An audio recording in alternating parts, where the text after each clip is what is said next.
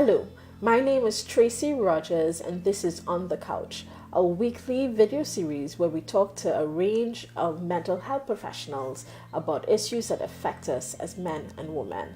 Today we're here with clinical social worker Akilah Richardson, and we're continuing our series on healthy relationships, particularly couples.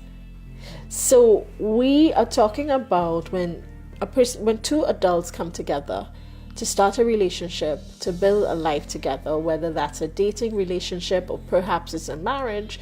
We often think that two adults are walking into a relationship, but in truth, we can be walking in with our inner child, this less developed person or persona that's in us. And we want to talk about that today and how it gets or can cause conflict in our relationships. Yeah. You know, when I think about the work of Terry Real, I think about the ways in which our inner child can behave in a relationship.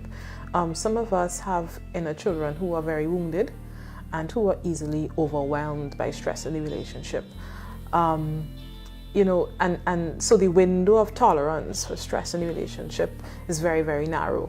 And so once there seems to be any conflict or anything like that, the person immediately may go into fight, flight, or freeze. Yeah, because they don't know how to deal with the stress in the relationship. If you think about an inner child that is wounded, it's probably somebody who experienced a great deal of abuse in their childhood, and they come in feeling so torn and broken. And there's a way in which that kind of sits at the core of the person and is triggered and manifests in the relationship as well. So there's so many things here to unpack. So this whole idea that when we are adults, but we were all children, and there are things that we have not worked out.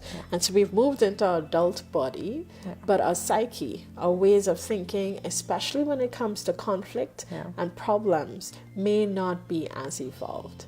I know you talked about fight, flight, freeze. So those are three of the options. I either come into a conflict and a problem and I start up to fight you, flight or run away, or freeze where I just kind of go blank. I don't know what to do with this. And so we're all walking around with that child. And having an inner child that's going through all of this doesn't mean that something is wrong with you per se. We all have an inner child. We all have it. We all have it. And the inner child is triggered in different ways. What we try to do is to figure out how do we get people to move to what's called a functional adult, right? An inner child could, like I said, either be very wounded or adaptive. So for example, the inner child may be inclined to self-protect, right? It's a wounded inner child. Well, there's an adaptive inner child. Adaptive inner child. An adaptive inner child will be inclined to self-protect. So if you think about a child who may have grown up knowing that they can't trust their caregivers, that child would decide, you know what? I can't trust anybody. So I'm going to pull together all the characteristics of all the adults that I know right now, and I'm going to become that person. And I'm going to take that into my adulthood and use that to protect myself. So it's adaptive because I'm trying to adjust to what's going on with me now. Yes. And adaptive, but still could be very dysfunctional. Could be very dysfunctional. And you see it a lot of times if this person as an adult is very rigid. Yeah. And if this person can only see in black and white, it's either right or wrong. I'm right, you're wrong, or vice versa. If the person sometimes can be very harsh, and sometimes also very controlling. They engage in a relationship with this toxic grandiosity, as Terry calls it, and it prohibits them from being able to move into true intimacy. We can only move into true intimacy if we could enlist our functional adult. So we want to move to intimacy and understanding, and we can't do that unless we almost kind of deactivate these inner children that we have. So how do you know in a relationship that your inner child is showing up? Well, I think, Sue Johnson talks a lot about raw spots, and we all have raw spots. And when you feel yourself becoming less present, as Terry says, you know when you're no longer in the moment.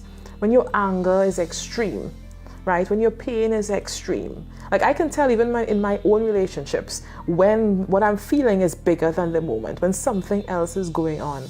And so in our work, we help clients to kind of, work through that a little bit and figure out, okay, if this is the situation, how big is the pain? And then I know for sure, definitely my inner child is acting up. With regard to the adaptive child in particular, once I'm engaging from a place of rigidity, black and white thinking, all or nothing reasoning, I'm going, and my desire is to protect myself, definitely that's an adaptive child working there.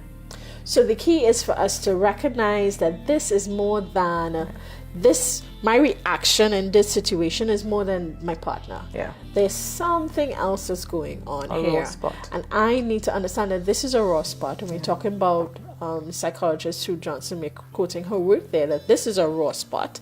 And I must be able, firstly, to be able to identify it, to pull away, and then move forward from there. So, and it tells us that sometimes in our conflicts in couples, there's a lot of work that we need to do as individuals before we can really reach in and work on that, building intimacy and understanding.